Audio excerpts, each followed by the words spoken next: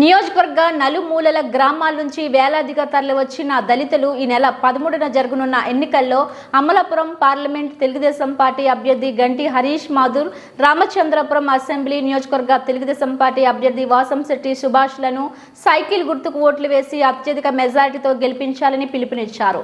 ఈ సమావేశంలో ముఖ్య అతిథిగా రామచంద్రపురం నియోజకవర్గ తెలుగుదేశం పార్టీ అభ్యర్థి వాసంశెట్టి సుభాష్ విచ్చేశారు. వేలాదిగా పాల్గొన్న దళితులు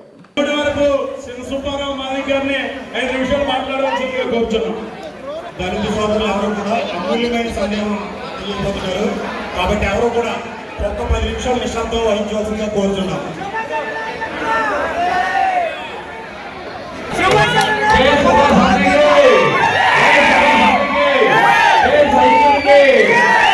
ఛాలెంజ్ చేసిన తర్వాత ప్రత్యర్థులు నన్ను అన్యాయంగా చేసినట్టు వాళ్ళు ఈ రోజు వరకు కూడా ఒక్క ముక్క మళ్ళీ తిరిగి రిప్లై ఇవ్వలేదు నాకు.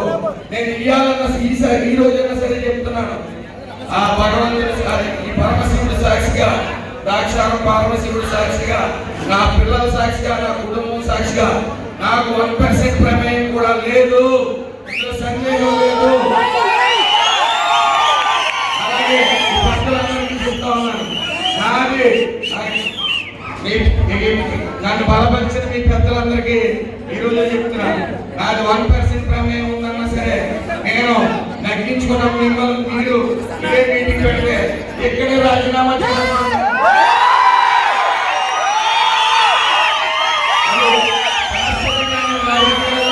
చెప్తా ఉన్నాను.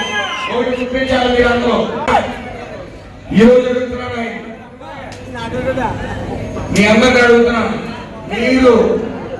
మీరు కంప్లీట్ గా మీ చుట్టాలను కానీ మీ బంధువులు కానీ అమలాపురంలో కనుక్కోండి. సుభాష్ మంచివాడు కాదు అంటే మీరు ఓటు పెట్టి మానేయండి, ఇబ్బంది ఏమీ లేదు. ఎలక్షన్స్ లో మన జూన్ 4 క్లియర్ గా తెలుస్తుంది. దళితులు ఒక